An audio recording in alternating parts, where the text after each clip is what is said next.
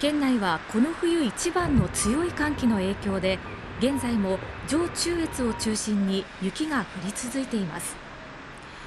明日午前6時までの24時間に予想される降雪量はいずれも多いところで、山沿いが70センチから80センチ、平地が40センチから50センチです。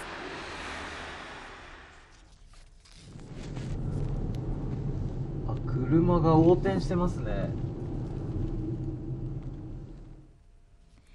関越道下り線では乗用車が雪の壁に衝突する事故も起きています。新潟地方気象台によりますと、県内はこの先明日夕方から明後日にかけて平地も含めて警報級の大雪となるところがある見込みで、